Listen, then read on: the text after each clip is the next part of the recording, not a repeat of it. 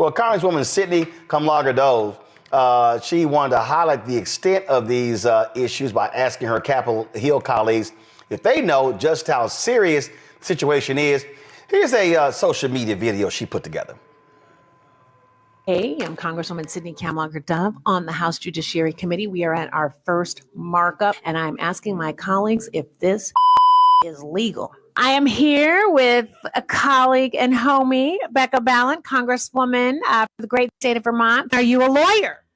I am not, but I'm married to a lawyer, so I'm lawyer adjacent. I, too, am married to a lawyer, so I get where you're coming from.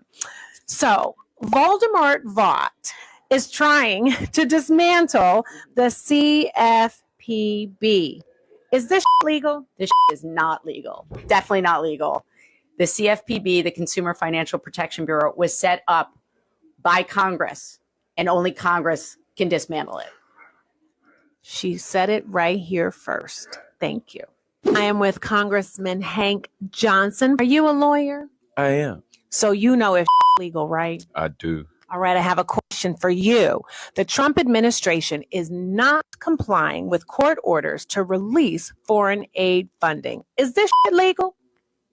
That ain't legal. And that's all he got to say. I am here with my good friend Deborah Ross. Are you a lawyer? Oh, yes. So then you will be able to tell us if this is legal, correct? Correct. All right, here's the question, Attorney Ross. Elon Musk has been awarded almost $200 billion in federal contracts, and now he's exercising unchecked authority over federal agencies and employees. Is this legal? Well, in fact, I led a letter from the Judiciary Committee asking our new Attorney General to enforce the ethics laws and the conflict of interest laws. And so we need to get to the bottom of it, but I don't think this is legal.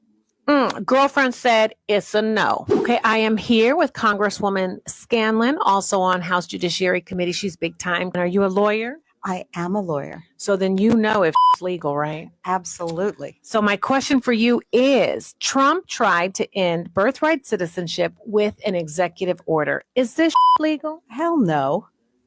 There you had it, short and sweet. Well, Congresswoman Kamlager-Dove joins us right now. My panel got a kick out of that. I see Michael, Matt, and Derek, they enjoyed that video there. I mean, it's the White House 2 blocks from here. It's occupied by a bunch of crooks. Absolutely. It's like Ricky Bobby from Talladega Nights up in the White House selling everything and doing everything that's unconstitutional, unethical, and illegal. I put this series together, and I do one every week because there is so much coming out of the White House that I'm sure folks think, well, since it's the president, he can do it, right? And we're telling folks, no, most of this, if not all of this stuff, is illegal, unethical, and unconstitutional. And we should not be complying passively with what is coming out from the White House. We should be fighting, and we should be educating people about what is not legal. And I mean, look, we had reports that even last time he was there that he was essentially selling pardons. And this man is pimping the White House. It's a total grift. He's pushing his coin. It's people who buy it, they're getting screwed. He's selling perfume. He's selling guitars. I mean, he's jacked up prices at Mar-a-Lago. He's going home playing golf every weekend. I mean, look, he's turned the White House lawn into an auto mall for Elon Musk and Tesla. And and guess what? Republicans and the voters like, well, we all good. Keep selling. I mean, I remember when Republicans acted a fool when Bill Clinton had donors sleeping in the Lincoln bedroom. This is taking grifting to a whole new level. Well, I love the fact that I want to say he set the bar super low, Donald Trump, but there's actually no bar anymore. I mean, just what happened with Signalgate with Pete Hegseth and all of these fire, fist pump emojis. Remember when Obama did the fist pump and you thought that was an international incident? No, this Donald Trump, after his first term when he was flushing secrets down the toilet and, like you said, getting money from people who wanted to visit him at Mar-a-Lago and the Waldorf Astoria, Astoria. This go round, he's actually selling access to the Easter egg roll up to $700,000 if you want to sponsor a space at the Easter egg roll. Hawking Tesla's on the lawn. He's selling miracles for $1,000. There's all kind of madness that's going on.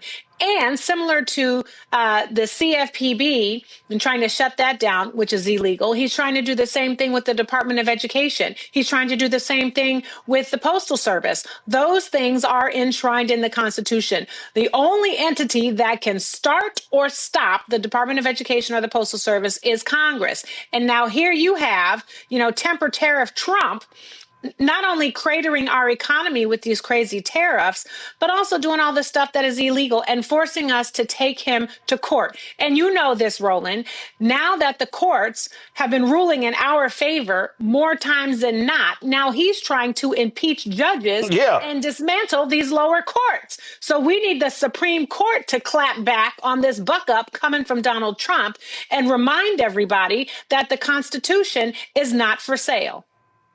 Well, because now they're mad. Now, they love when the judges ruled against Biden. Now they literally want to defund the courts because they dare to uphold the Constitution when this thug in chief is in the Oval Office. I am in Cannon. I have a member of Congress, my neighbor, right down the hall from me, and he has a sign that has pictures of these judges. And he says they're activist judges, go after them. So they are literally not only trying to impeach judges, but they're actually trying to invite folks to enact terror against these folks.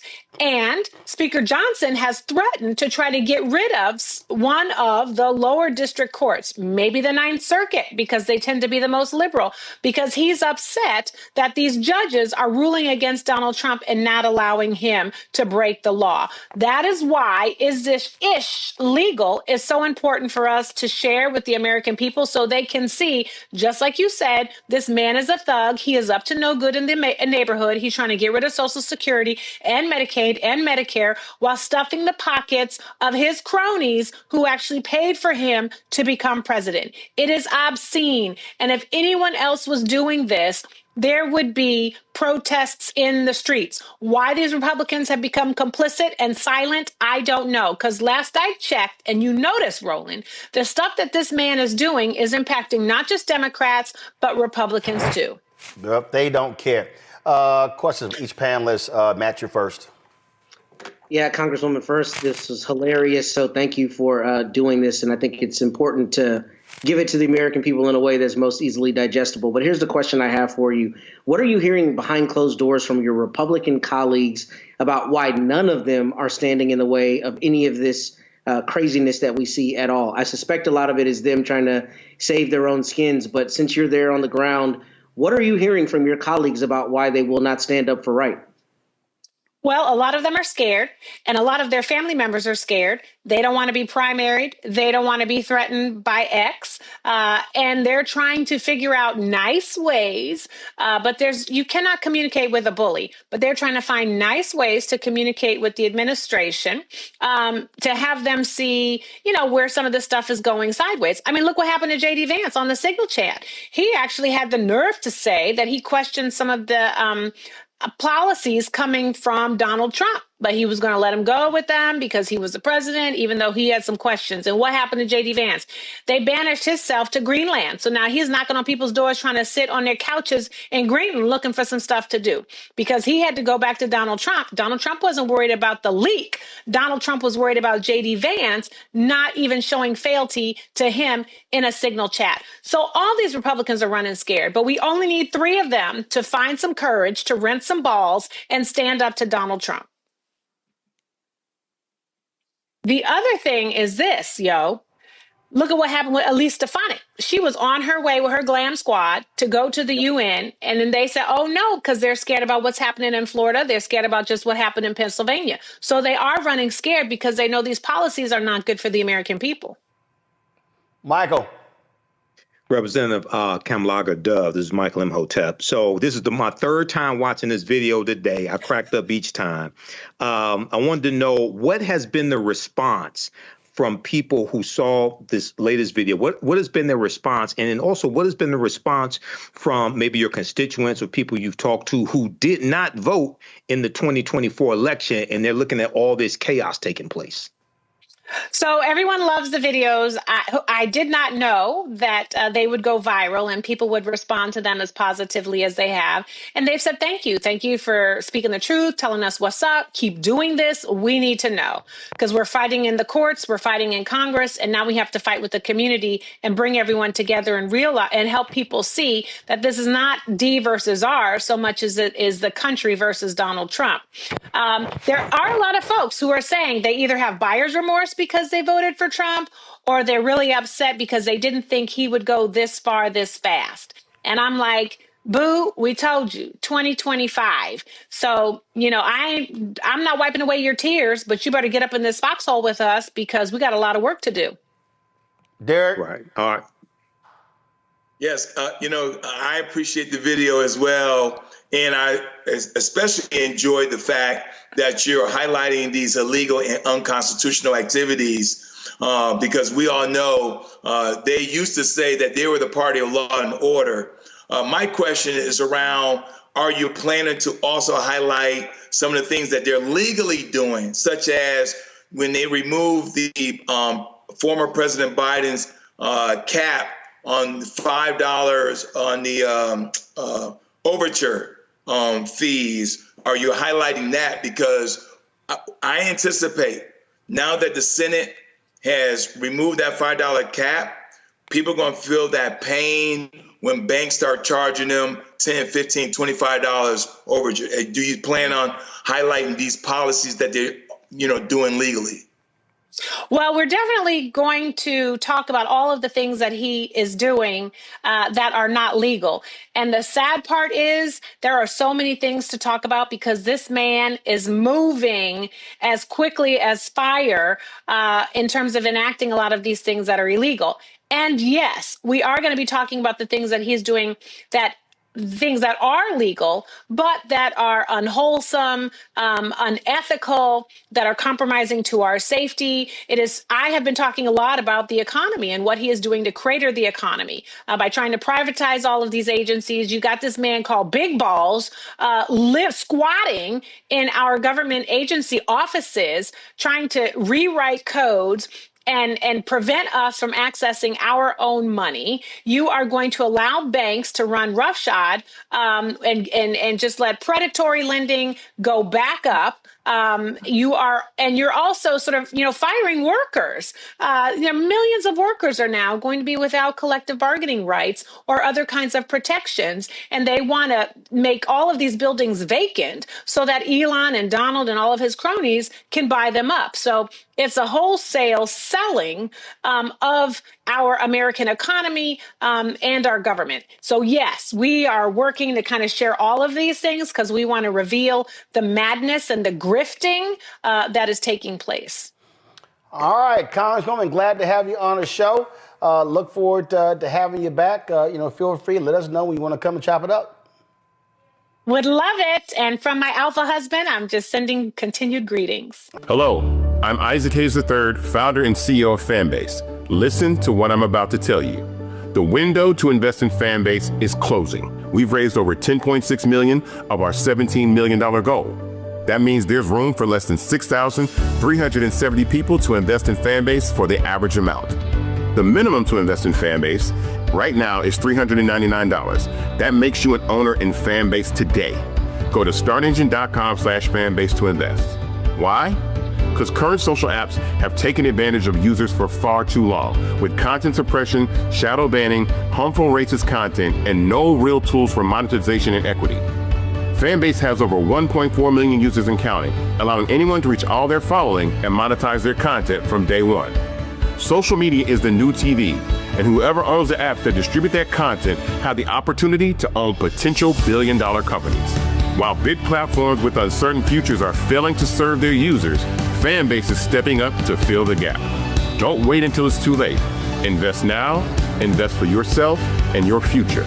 Go to startengine.com/fanbase and own the next generation of social media.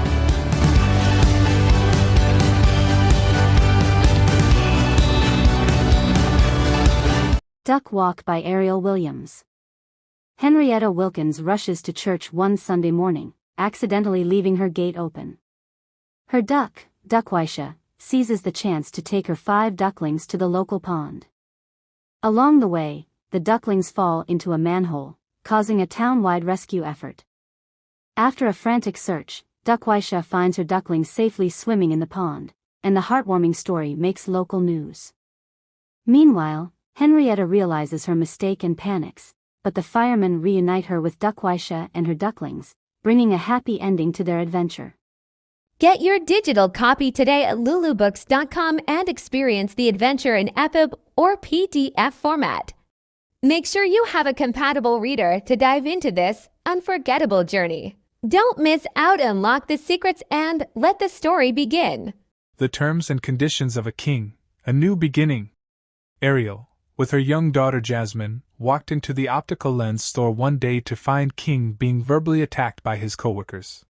Witnessing this harsh treatment, Ariel immediately felt a deep sense of sympathy and concern for King. She stepped in, offering support, which forged a strong bond of friendship between them. Over time, as their friendship blossomed, they began to share their personal lives and struggles. Eventually, they both discovered something astonishing. They had been connected for much longer than either realized. They had been meeting in a shared dreamscape, where they had formed a deep, unspoken connection. Ariel had been there to comfort King in a difficult time, offering him advice, unaware that their paths would eventually cross in the waking world. This revelation deepened their bond, and they began to explore not only their growing friendship but also the strange, mystical connection they shared through their dreams. Get your digital copy today at lulubooks.com and experience the adventure in EPUB or PDF format. Make sure you have a compatible reader to dive into this unforgettable journey. Don't miss out, unlock the secrets, and let the story begin. Bella the Dog from Springfield, A Tale of Truth and Transformation. In the small, charming town of Springfield, Ohio, lived a regal standard poodle named Bella. Bella belonged to Mrs. Vaughn Thursonberg, a well-known figure in the community, always polished, conservative in manner, but a lifelong Democrat. For years, she hosted elegant soirees, engaging in local politics, and treating her home like a kingdom. Bella had grown accustomed to a life of luxury, complete with fancy collars, custom bow ties, and an endless supply of treats from those who adored her. Recently, however, things had changed. Mrs. Vaughn Thursonberg had been watching a lot of Fox News, and it seemed to have swayed her thinking. Get your digital copy today at lulubooks.com and experience the adventure in EPUB or PDF format. Make sure you have a compatible reader to dive into this unforgettable journey. Don't miss out, unlock the secrets, and let the story begin. In a quaint village, Jamie, a young baker living in a mushroom-shaped house, is beloved for his delicious, mushroom-shaped cakes. Lucas, a skilled handyman known for helping the townspeople, frequently visits Jamie for treats and to lend a hand. When Jamie's baking supplies are delayed due to a supplier going out of business, he becomes distraught. Lucas comforts him, and in that moment, they realize their growing feelings for each other. As Lucas helps Jamie find a new supplier and supports him through his struggles, their bond deepens into love. Soon, the village comes to see them as a perfect pair, celebrating their sweet connection. To get your copy of The Baker and the Handyman's Sweet Connection, please visit lulubooks.com. This is an electronic book, so be sure to have an EPUB or PDF reader to enjoy this heartwarming story by Ariel Williams. To view more ebooks, click Linktree in bio. I told you. What did I tell you? Didn't I tell you? 'Cause I told you. And when did I tell you? A long time ago. And what did I say will happen when I told you? Exactly what just happened. Dive into the story. This is more than a book, it's an experience. Download now. Read on your favorite EPUB reader or PDF reader. Click the link in bio to access the full story. Start your journey today.